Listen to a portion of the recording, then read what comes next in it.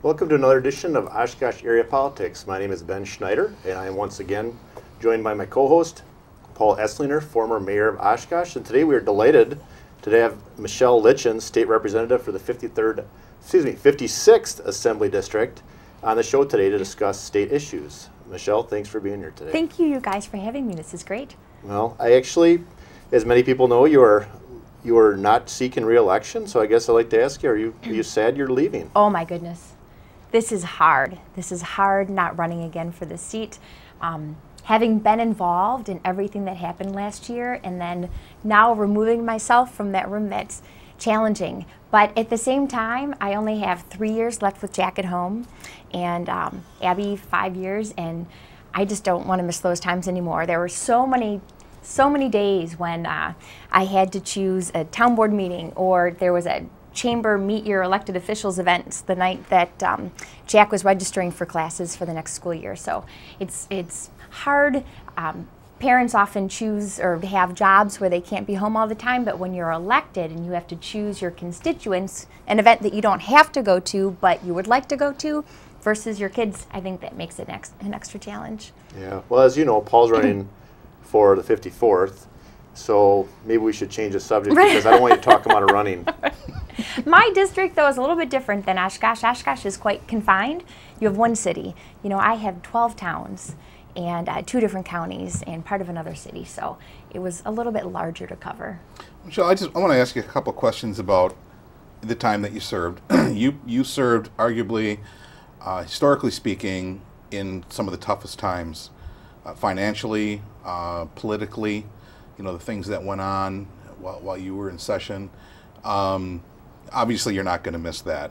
I mean, that goes without saying. But as a freshman, someone that had only been there a year and a half when all this was going on, were you just absolutely shocked and amazed at the things that are going on and the things that now that you can share, whether you want to or not, with your children as they grow up? If you can just reflect on some of the things that went on, the good and the bad. What an amazing 2 years. You know, if I look back to right now, 2 years ago in 2010, when I was knocking on doors, asking voters to support me in the primary 2 years ago, our state had spending out of control. I was talking about reforming Meade-Arb 2 years ago because I knew the only way that we could balance the budget locally and at the state level was to actually reform that. And a number of us came in. We had 27 freshman Republicans who came in with real world experiences and said, we have to fix this. So to be part of that group of people who said, I don't want the status quo, we can't continue to do what we've been doing, we're gonna fix it, we don't care if we get reelected or not, we're just gonna fix it. I think that is what actually gave the governor enough support. And we said, we can do this, we've got your back on this, to go out there and do what he did. Right. So to look at what we did, that's amazing stuff. I mean, I've done in 2 years what many people haven't achieved in 20, 30 years of service. Right. Well, you know, on behalf of myself, and I know I can speak for Ben and everyone that's watching, you know, the things that you personally have put yourself through to better this state, thank you from the bottom of our hearts for doing that. And what I was getting at in the question is, you know, some of the things that you had to go through personally, correct me if I'm wrong, but you had to have the sheriff's department come and get your mail at times because of fears of what was going on there. Leaving the Capitol building, you had to have security leaving the Capitol building. Going to the bathroom. The letters that you got, people screaming, shame, shame, shame. You know, and again, as a freshman, you're looking at all this. You probably had more experiences in those 2 years, well, coming up on 2 years, than most people probably had in a career. Yeah, that was actually only a few months, if you think about it. We were sworn in the first Monday in January, and the governor proposed this around February 10th. And then the protesters started. So we, as freshmen, really didn't know anything different. But it was crazy to not be able to walk through the Capitol building without police there, to not be able to touch the hand railings anywhere because it was just full of gook and human sweat everywhere in the building. You had to walk over bodies that were sleeping in the Capitol. You know, yeah, it was an amazing part of history. That Did you ever feel that your life was threatened? I was scared a lot.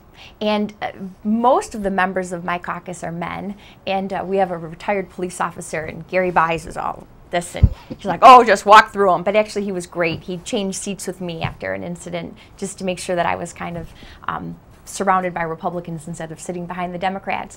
But so many of my colleagues said, oh, you just have to, you know, tell them who's in charge and walk through that crowd. And as a female, I think women kind of are a little bit more concerned about the people that are close to them, and we're more concerned about our personal safety. So I think it was harder for us to walk through that Capitol building. Our staff were told to come in not wearing suits because, you know, the protesters all knew the people that came in suits were the Republicans. And so it was just, yeah, I was definitely nervous, not only there, but at home. I mean, the Sheriff's Department they came out and they would drive by my home a number of times during the day. They'd open my mailbox to make sure that there was nothing in there. I had an egg thrown at my house, but that was about it. I did buy security cameras as soon as this happened because I knew what happened to John Gard with the correction officers, you know, when he wanted them to pay 2% of their pension. So he was physically picked up in his car. Well, I know other assembly people and senators who had school-age children had some issues with, unfortunately, with their children, which is, you know, you're a big boy or girl when you sign up for this job, and, you know, of course, some of the things that you went through were completely uncalled for, but for a child, that's just so far out of bounds. It's not even funny. It is. Did you have any issues with that? A number of representatives, well, I shouldn't say number, but a few of them did remove their kids from public schools while this was going on. I had one student in Catholic school and one at Winnebago, and it's interesting that he had 2 in-school suspensions during that whole time. Oh, really? His science teacher was the union negotiator for the whole system. So, and I'm not blaming a science teacher for that at all, but I think when Jack was in the classroom, they didn't mention me, but as soon as he left, the teachers mentioned me to the other students, which I kind of find interesting. I know that a lot was said in the teachers' lounge at that time, hearing from other teachers that did support what we were doing. So I think it was challenging for him being there, but he did have some good people looking out for him in the schools too. So one last question, Ben, before you got a question here. As elected, you're going to let me ask questions this time? You're interrupting me again. You're going to have to stop with this. Okay. As elected officials, Ben and I, we know that you are up there to do what your constituents want you to do, and sometimes it's very difficult to gauge what your constituents want. You know, a road, you know, do you want the road redone? Well, some of the people will call you and say, I can't afford to have the road done. Some of the people will call and say, you know, we can lose babies in the potholes here. So it's tough to gauge. But when you're sitting in the assembly, when you're sitting in the Capitol, and you've got 50, 60, 100,000 people sitting outside, does it go through Michelle's brain saying, these are my constituents and they don't want this to go on? Do I side with my constituents, or are you thinking about the people that are sitting on their couch that are fearful of getting off the couch and making a phone call or writing a letter or whatever? How did you gauge that? You know, there's 2 things to look at there. Number one, when I knocked on the doors, I brought this issue up. And my constituents overwhelmingly supported that kind of reform. A part of my campaign was parity with benefits between public and private sector employees. My constituents got it, and I think a lot of people understood something like this needed to happen in 2010 because we just could not continue taxing more and spending more money. We just didn't have any more money to spend. That was number one. Number two, when this first started, it was amazing. That first weekend, I heard from the union members in my district. And in fact, I went to church on Sunday. The AFSCME president belonged to the same parish that I belonged to. So of course I was talked to at church. And you heard from our public sector employees that first week. But let me tell you, a week later, you heard overwhelmingly from your constituents saying, do this, stand strong. When the protesters started in Madison, the silent majority started to make the phone calls. Okay. And so they did, and I am so thankful for them. They called, they emailed and said, you've got to do the right thing, you have to stand strong, and we've got your back. So if Act 10 wouldn't have occurred, what would have occurred? That's a great question. Yeah, either more debt. Believe it or not, Ben asked a good question, but Thank you. There was no way to balance the budget this year without raising taxes substantially, which they did 2 years ago, or 4 years ago now actually, on corporations. We're one of the highest income tax state in the country, and actually I asked the Fiscal Bureau what would happen if we would become the highest income tax state in the country, and that would bring in $263 million more. That's not $3.6 billion. So obviously you needed to cut. We couldn't increase taxes to get ourselves out of this, or we'd have to grow that gap deficit and put off more payments to, you know, the next budget cycle, or we'd have to borrow more money, which is again something that Wisconsin enjoys doing. 5% of our entire budget is spent just on debt payment. So we couldn't have done it. We couldn't have done it. And you see other states that are near bankruptcy, and you just cannot maintain your infrastructure and continue to spend the money like we were. Right. Well, I want to get off this topic that some may deem negative, but I am kind of floored by the behavior of colleagues that don't agree with you, and I experienced that during my 9 years of service on the school board. And I just it never ceases to amaze me how people treat you when they don't agree with you. They hate you. They take it out on your children. They say things that are just amazing. So, you know, I got to ask you, because a lot of people want to know.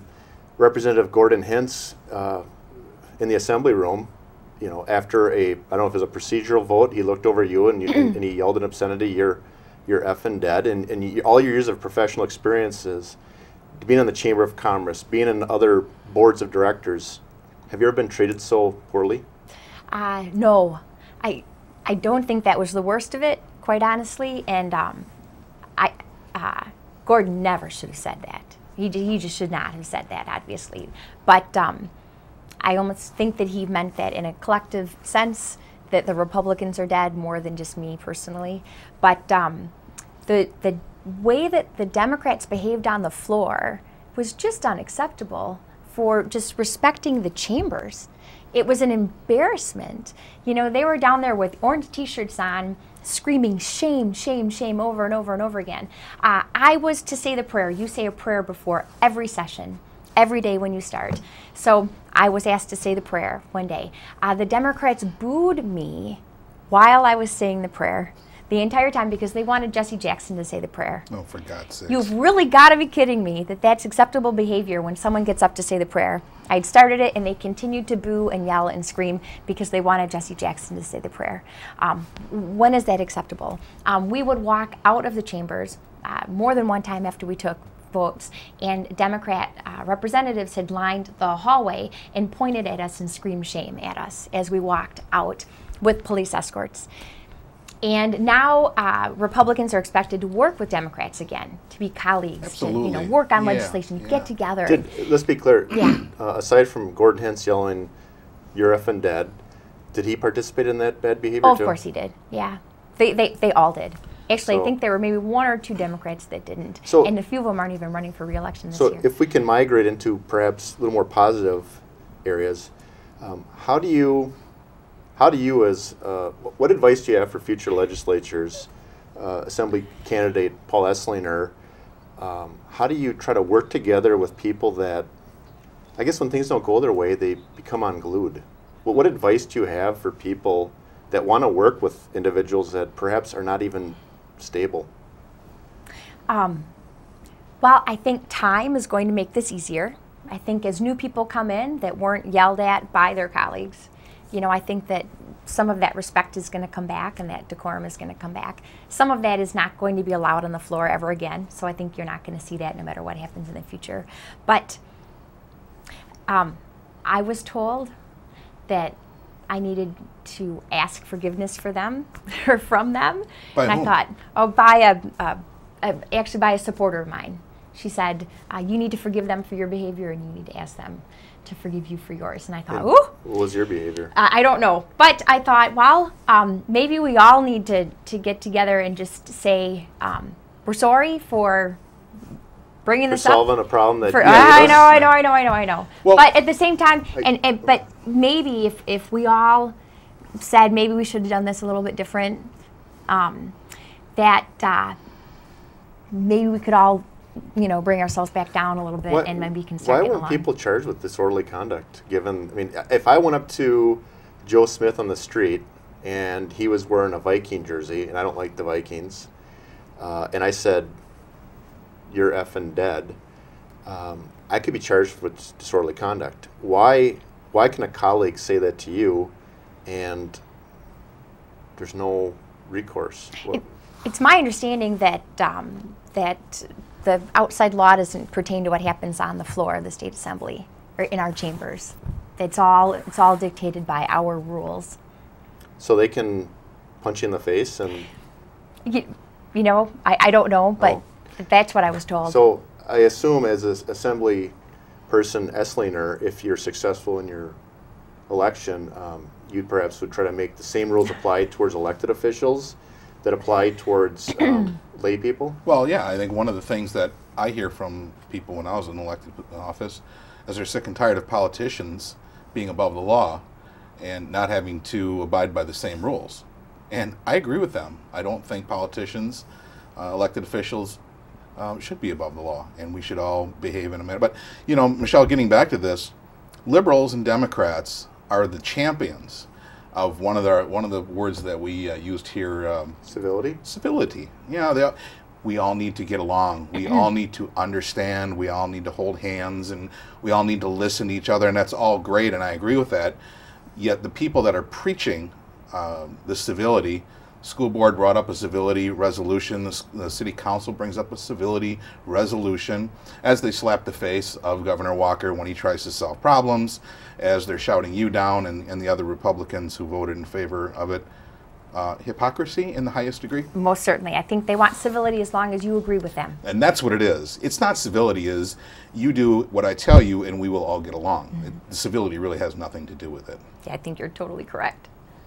Right. So, I guess I'd like to ask you, trying to shift gears into a little more positive area. There we go, sure.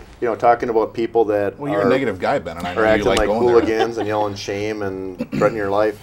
I guess, and you maybe perhaps touched on this a few minutes ago, but what are you most proud of as you reflect on your tenure? There was a lot that we did.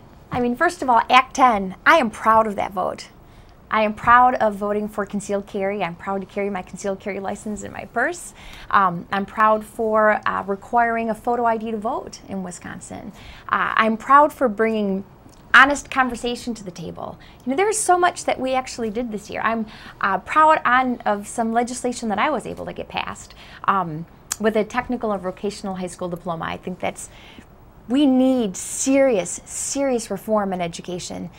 It's amazing to see that 70% of the jobs that are available in the state of Wisconsin don't require a college education, yet our entire K-12 system pushes everyone into going to college, applying for college. And then I just read an article about 5,600 manufacturing jobs in the Milwaukee area went unfilled last year, not because we have unemployment, but because we don't have people applying for the jobs.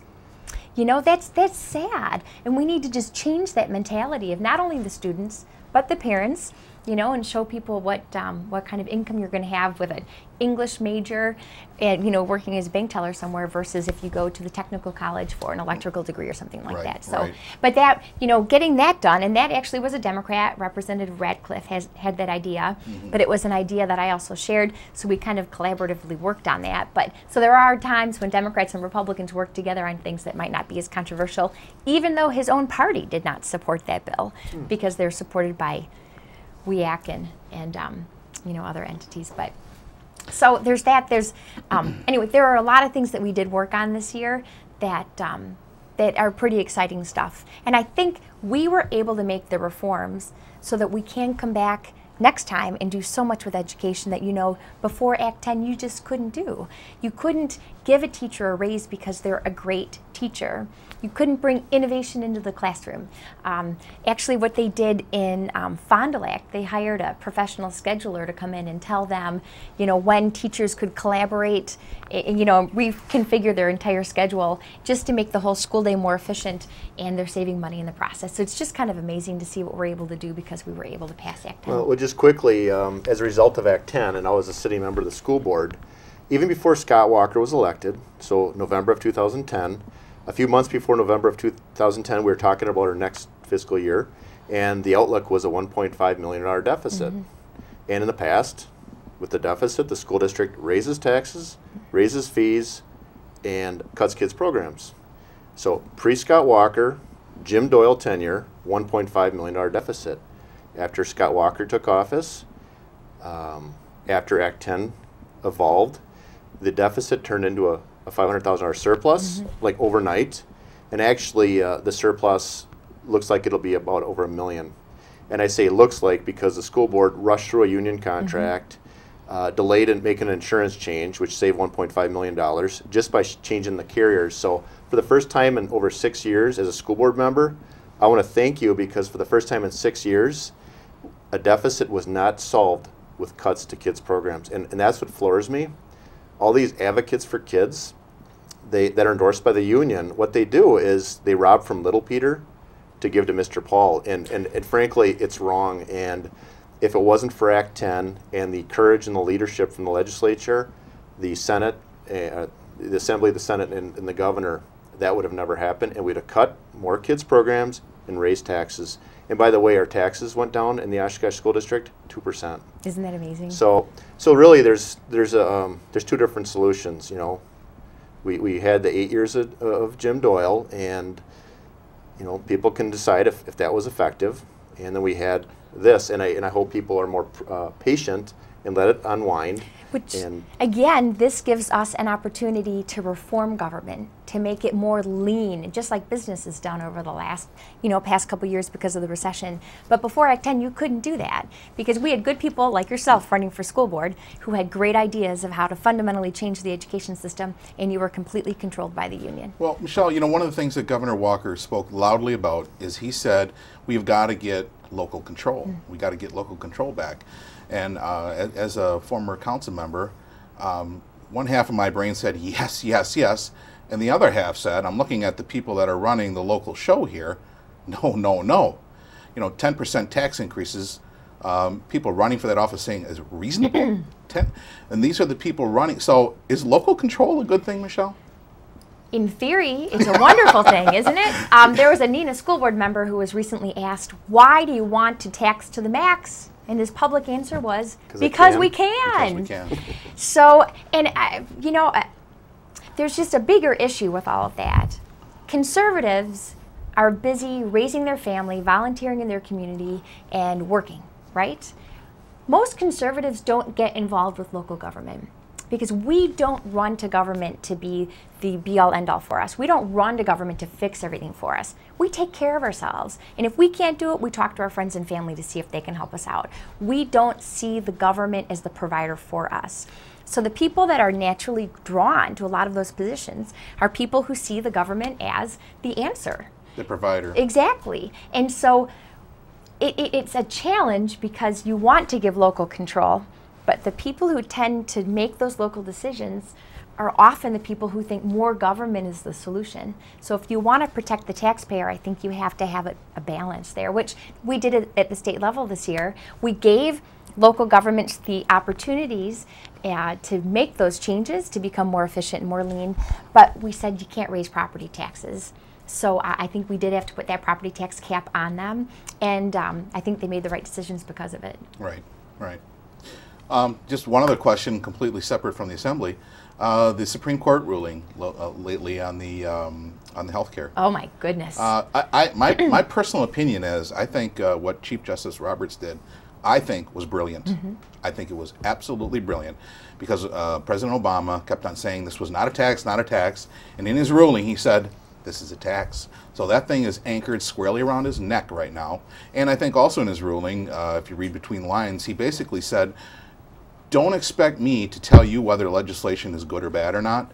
That's your responsibility. And if you get people that are voting for the stuff and I've got to make the decision, you need to look at yourself and ask yourself why, or who am I voting for if I'm voting, and get a little more critical of the people that are running for these offices. And don't vote for the one, don't allow this to come to the Supreme Court for us to make a decision whether it's good or bad. Your comments. I completely agree with you. Just because something's constitutional doesn't make it good legislation. And so I think that what happened is actually going to be good for us this fall. Obamacare, or the Affordable Health Care Act, is when we look at our state, actually, this last year, we cut schools, we cut aid to local government, we cut corrections, we cut the university system. We increased Medicaid by $1.3 billion. Because in Obamacare, there's something called a maintenance of effort. So if we wanted to make any changes to Badger Care, we had to make requests to the Obama administration for a waiver. So currently in Wisconsin, if you are a family of 4 making $64,000 a year, you qualify for Badger Care. We wanted to trim that to make sure that the people who really needed health insurance in Wisconsin, we'd have money available for them. But instead, we couldn't do that because that, that was taken away from us by the federal government. Mm-hmm. Some of those changes were actually upheld by the court. But I'm going to be looking for health insurance in the near future myself because I'm not going to be on the state insurance anymore. Previously, we had a health savings account, which I think is the direction that we really should be going in as a country, making it consumer-driven health care. Obamacare requires that everyone pay for maternity coverage. I don't want maternity coverage. I don't want to pay for it. But I will be required as a consumer to pay for maternity coverage. There are so many parts of Obamacare that is going to strangle our free market healthcare system, which we can argue is not completely free market like it should be. But at least it's going to really, really push us into this single payer system. And it's going to strap the hands of our states, which I think is going to be a huge burden come next budget cycle. Well, then the other part of that is we're going to put, I don't know how many millions of other people now on healthcare, and on the face of it, philosophically speaking, that's great. But call your doctor now and say you need to get in for a routine, whatever. It takes a long, long time to do that. And when you put a lot of people on this, in healthcare, I think a lot of the doctors are just going to say, I can't handle this. I'm going to have the government's going to tell me now what I'm going to do and how much I'm going to charge for it. We're already talking about doctors that are saying, I've had enough of it. I'm just really hoping that the American public is aware of this. I think they're becoming more aware every day, and that we change the leadership in Washington, D.C. to make sure that we can get rid of this. Right. Well, Michelle, we only have about 2 minutes left, and I guess I'd like to fast, huh? Share with our viewers what's the state budget outlook like. Well, we obviously got past this biennium budget, and I'm sure projections are starting to formulate for the next budget because obviously it's a 2-year budget cycle. Right. What do the forecasts look like for the state of Wisconsin? Actually, because we did such a very good job accurately projecting what we were going to be bringing in revenue, we actually have a little bit of additional revenue coming in than we projected in the past. So I'm sure next budget cycle is just going to be as challenging as this, as the one that we did previously. I know people have been bringing up gap accounting. Technically, it would be great to start taking a bite off of our almost $3 billion gap deficit, or start paying down some of our $14 billion in outstanding debt as a state. So, I think that we are really set down a good, strong road to the future. Well, good. Well, Michelle, on behalf of Paul Esslinger, Oshkosh Area Politics, our large following, we want to remind our viewers to like us on Facebook, by the way. We'd like to thank you for your service. Paul, 11 years in the council, my 9 years in the school board, and obviously that was a part-time job. Legislature's much different. Thank you for your service, the time away from your family, the time away from your other activities you enjoy. And I know it was a very tough term. You basically inherited a big problem, you cleaned it up, you solved it. So thanks again for joining us. Thank you for having me, you guys. Thanks for doing the show. You bet. So on that note, I'd like to thank our viewers for tuning in this evening. Again, like us on Facebook. Until next time, on behalf of Paul Esslinger, thank you for watching our show. We'll see you again. Good night and God bless.